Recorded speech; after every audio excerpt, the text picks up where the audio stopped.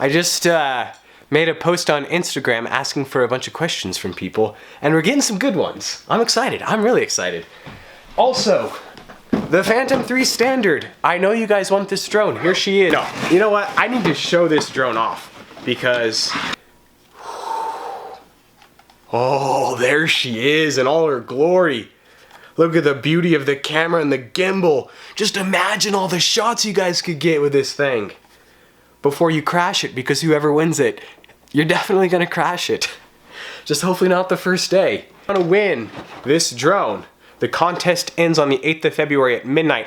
All you have to do is subscribe, follow the details in the description below on how to sign up. It's super, super easy. Also, no matter where you live in the world, you can win the drone, and if you enter, you have the same odds as anybody else.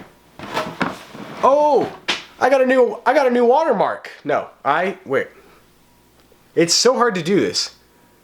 I got a new watermark. Big shout out to my buddy Evan at 312sites.com. He's out of Chicago, super cool dude. I have a feeling we're gonna be working a lot in the future. We have a couple logos we're working on right now for some new hats. Basically what I'm saying is in 2 weeks, I'm gonna be wearing a Stradman hat. I'm super excited. I'm not gonna... Okay, so I've been getting a ton of awesome questions on Instagram. If you don't follow me on Instagram, follow me. Let's go get the Gallardo. Let's go, let's go, let's go, let's go.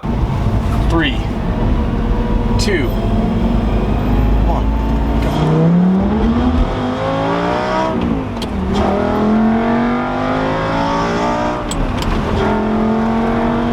I've discovered that this little spot right here is the absolute perfect tripod. Look at that. Set you right there. Looks pretty good. It's hot. It's hot in here. Now I'm going to be the first to admit this isn't the most well planned out video, but I think that's important for a Q&A because I want the answers to come across as raw and unscripted. Now, there are probably also going to be some questions you guys are really interested in, other questions you're not interested in. So in the description below, I'm going to list out each question I answer, and I'm going to have a timestamp next to it as well. So feel free to skip ahead at your leisure. As I am looking at these questions, I would say about 95% of them relate to my next car, whether it's the Gallardo or my new daily driver to replace the Audi. As far as the Gallardo replacement, now, when I bought this car, I sold my Lotus, I knew exactly what I wanted. I wanted a 6-speed manual Lamborghini Gallardo. It's the easiest decision I ever had to make. This next go-around, I honestly don't know exactly what I want, partly because I love this car so much. But part of the issue is that YouTube is such a big part of my life. There is pressure to refresh the brand because I've made videos on this car for 1.5 years, and let's be honest, it's getting kind of boring. Like, you guys have seen this car so many times, whereas if I get a new car to replace it, it kind of re-energizes the channel, it refreshes the channel. There's all these new videos I can make. Now, as far as the cars to replace the Gallardo with, you know, obviously you guys already know the McLaren 570, the McLaren 12C. Those are two of the frontrunner candidates. Other cars to consider, the Lamborghini Murcielago LP640, the Ferrari F430, the Ferrari F430 Scuderia. You know, each car has its positive and negatives. And another thing that I have to factor into the equation is that as a YouTuber, I don't want to have the same car that a bunch of other YouTubers have. So the Huracan, honestly, I'm not really considering the Huracan at this point because a lot of my YouTuber buddies have Huracans, and I kind of want to film something different. I want to experience something different, and I've been in and around a lot of Huracans, honestly. So, you know, that's really... Question number 2. What is the current status of my daily driver replacement? So, back in late December, early January, I was shopping for a new daily driver. I am still searching for a new daily driver. Snowball Rally, it didn't get in the way, obviously, but, you know, I knew Snowball Rally was on the horizon. I had to kind of get this car prepped and ready to go. And so the daily driver search kind of went on the back burner. And then my Audi got hit by the Hummer H3, which put the daily driver even further on the back burner. I'm almost at the point where the Audi situation is kind of resolved in general. And so now the daily driver is pushing toward the forefront. One thing I can't decide, do I sell the Audi or do I just buy a new daily driver and have the Audi as well? Because, you know, the Audi does have some value. It gets great gas mileage. I own the car free and clear. I can park it anywhere I want without worrying about it. So, and a lot of you guys won't understand, there's a lot of sentimental value attached to that car. I bought that car when I was 19 years old. I have been through everything in that car. I lived in that car. I was homeless in that car. I mean, that car has been a part of my life, and so to most people, that car has no value. I should just drop it in a parking lot and leave the keys in it or whatever. But to me, it has a lot of value that nobody else will ever understand. You know, as far as the daily driver, you know, the Jeep Wrangler, the Ford Raptor are still kind of the front runners. There's a couple other trucks, SUVs I really want to test drive. I want to test drive a G-Wagon. I don't think I'd buy one, but I still want to test drive one. You know, there's, you know, the Toyota Tacoma, the 4Runner, I also think are great options. I still dig the FJ Cruiser. It's a tough decision, it really is. I mean, there's a lot of really, really good options. So once this Audi situation gets sorted, that's kind of really, I guess the next, not the next project, but that's kind of the next step, is to sort of figure out that situation. All right, so moving on. What modifications do I have planned for the car? So as of right now, I don't have anything specific, but let's go look at the car real quick. Okay, so from a styling perspective, the number one modification this car could use is the LP560 front bumper. I think visually it would be awesome. However, one of those bumpers, after getting it painted and installed, we're talking like $5,000 for a bumper. There's no way I can justify that. And then obviously wheels. I was looking at HREs a couple nights ago. We're talking like $5,000 a wheel, $20,000 once again. So that being said, if I do, bear in mind, if I do modify the car, it's going to be an aftermarket exhaust.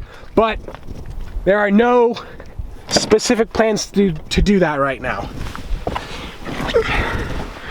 So, no promises, guys. I did not say I'm getting an aftermarket exhaust, but if I do modify the car, that's what it'll be. Okay, here is one from Jack Bain. Where do you plan on moving if you ever moved? So this is a tough question for me because I absolutely love living in Park City. But from a YouTuber's perspective, it's not a very good place to live. You know, I do a lot of traveling, and between these trips I come back to Utah. And it's great because, you know, I love the people here, I love the climate, I love the outdoors. But from YouTubing perspective, especially in the winter, there's not that much to film. I mean, I can only film so many videos of myself doing donuts, you know? Whereas if I lived in Los Angeles, Southern California, basically the car capital of America, it'd be so much easier to film content. That being said, I just love living in Utah though. So I really don't know. I mean, if I left Utah, Southern California would have to be near the top of the list. But as of right now, I don't really have any specific plans. But yeah, I'm getting a lot of questions asking about kind of like my travel plans for 2017. So in 2016, I went to Europe for 6 weeks. I was in Dubai for a couple weeks. I was back out on the East Coast for a while. I definitely want to go on a lot of trips this year. Automotive YouTubers either go to Europe, Dubai, or Southern California. And I feel like there's so many other cool places to see. Like, I don't think any of the automotive YouTubers I really follow have been to Australia. I don't think any of them have. You're like Africa, like South Africa, they have some really cool cars. South America, there's some big time cars in some of these places, and I would just love to go show you guys those cars. But more importantly, I'd love to show you like the culture and the experience of what it's like to visit these places. Because as far as myself, that's become more important to me than the cars. Like, the cars are cool, but they're kind of secondary now. Like, I want to go do things I've never done before, challenge myself like I never have. And going to Europe, I definitely want to go back to Europe this year as well. But I've been to Europe, and I haven't seen all of Europe, but I've seen some of it. But I've never been to Africa or South America. So I kind of want to get away from where every other YouTuber goes. I want to go somewhere new. You know, go to the top of the world. Go to Alaska. Go to the North Pole. I don't know. Iceland. I really want to go to Iceland. So this is a good question.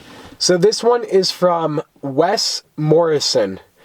Do you ever worry that turning your passion of cars and vlogging into a career will burn you out on them? I turned my passion into a career, and it's no longer as fun as it once was. It's a chore now. There is part of me that feels that way. Like with YouTube, there's this pressure now to sort of come up with things to film, whereas beforehand, I'd just be doing something cool, like, oh, I should film this today. Whereas now it's like, what's the next video? What am I going to come up with to film? And so, to an extent, YouTube has definitely become more of a job, whereas when I first started, it was just kind of fun. The cool thing about YouTube is that as my passions change, I think my channel's changed as well. So when I first started my YouTube channel, it was kind of like a car spotting channel only. And I've done car spotting for so long that I've kind of got bored of it. And so the channel has switched into more like adventures rather than pure car spotting. Every once in a while, I kind of get the urge to go down to LA, do some car spotting. And so those videos appear every once in a while. But I think that's what's so cool about YouTube is that if I get bored of something, I can just go film something else. And I don't really see myself ever getting bored of having adventures. There is a part of YouTube that will always be work for sure. But every time I'm frustrated or down on YouTube, I just think back to myself sitting at a desk in front of a computer doing accounting, and poof, it's all gone.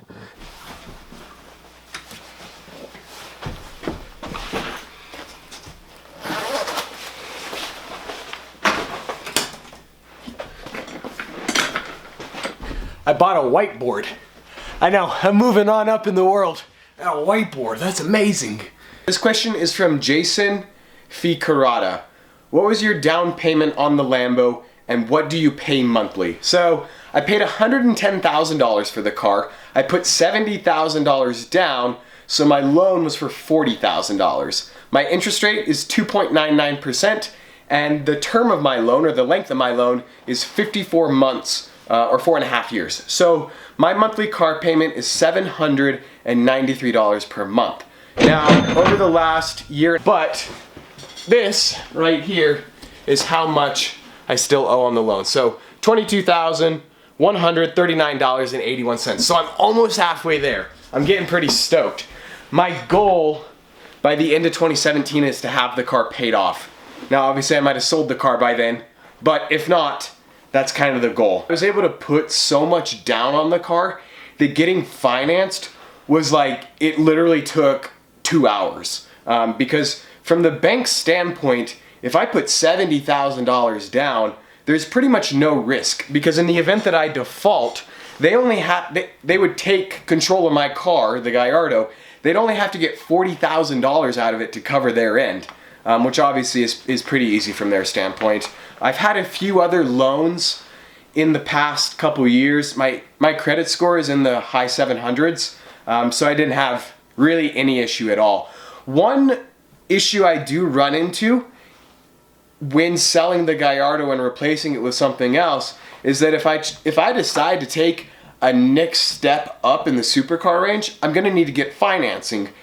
When I got the Gallardo financed, I worked in accounting, and so my pay history was very, very steady. I had pay stubs from the company I worked for, whereas now, because my earnings are purely from YouTube, they fluctuate like this.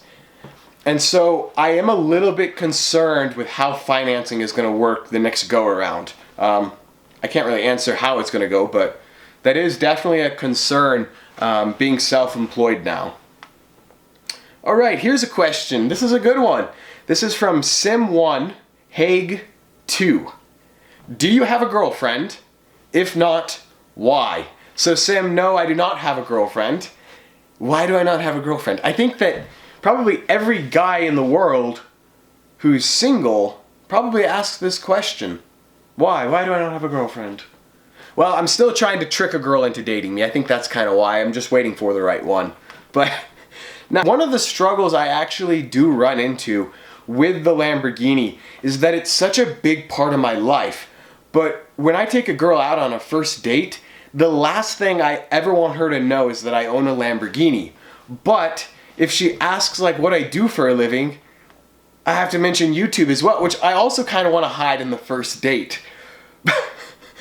And so it's kind of this tricky challenge to play. But I mean, if a girl finds out I have a Lamborghini on the first date, or if I roll up to her house in a Lamborghini, it sends the wrong impression, because you guys know I'm not like balling out or anything, and I don't want her to think I'm balling out, and I would never want a girl to like me under the wrong assumption.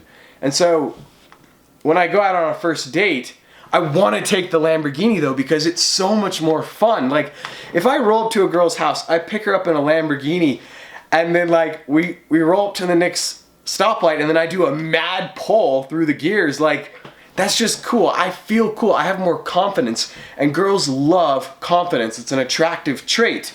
Whereas if I roll up in the Audi, now I have a hole the size of a softball in the front grille. Like, it's a struggle, and I don't know how to handle it. Obviously, I'm not handling it very well because I don't have a girlfriend. But yeah, more to come. Maybe, I don't know. Last question I want to answer in today's vlog. This one is from Affluent Autos. What is the brand and business plan for 2017? So as far as the brand plan, you know, I wear all these hats in all my videos, and I am giving companies free marketing without getting anything in return. And so my goal is to just create my own brand, my own StradMan hats. Probably get some other merchandise, some other shirts, sweatshirts, whatnot. I always want the channel to be focused on cars, adventures, and having fun. I never want my merchandise to come off as a sales pitch. So the plan is to always have the merchandise kind of in the background. If you want it, you can have it. If you don't have to hear about it. And then as far as my business plan for 2017, so, you know, I really want to take YouTube to the next level. My buddy Clayton, he's opening up his shop, Summit Auto Lab, up in Park City, and his garage is going to be off the charts. So the ground level is shop space, the second floor is office space, and then the third floor is an apartment that he's going to live in. Like, that is my dream. That is totally my dream. Like, I have no desire to own a 7,000 square foot home. Like, that doesn't interest me at all. Anything extravagant in life, I don't care about. Like, I don't wear fancy watches. I don't have a gold chain. Like, that does nothing for me. I just happen to love really, really expensive cars. And so my dream is to create like a StradMan garage, just like what Clayton's creating, where the first floor is my garage space where I park my cars. I have a spot to work on my cars. You know, the second floor would be like my editing studio, and then the third floor would be where I live. Some of you guys are probably familiar with Rob Deirdrecht and his Fun Factory. That's what I want to create for the YouTube channel. Basically a YouTube Fun Factory studio. And I want to get back into car sales as well. And so that would, the first floor would also function as a showroom. A very basic showroom where I would buy and sell cars through this space as well. So that's like my mega dream. One of the issues with this dream is that Park City is not cheap. Like, real estate is off the charts. I mean, if I wanted to get, like, we're talking like the most basic single home in Park City, bare minimum, we're talking like $500,000 to $1 million. Now, that's not quite Koenigsegg money, but it's kind of a fun comparison. I would rather have a Koenigsegg than a house in Park City. And so, like, the idea of getting this garage in Park City, I mean, it'd be so expensive is the problem. And so, does that mean I'm moving from Park City? No. I kind of talked about that question earlier. I don't know, it's just, this dream would be very expensive to achieve in Park City. So, anyways, that kind of finishes off today's vlog. Awesome questions, guys. I have hundreds and hundreds of more I want to answer. So I think maybe in a future vlog, I might try to go through some of them really quickly. Some of like the 15-second responses. But I have a meeting that I have to go to here in about half an hour. So I hope you guys enjoyed today's video. Just like always, hope you'll subscribe. This is your last chance to win the drone. But just like that, this vlog is over, and I'm out.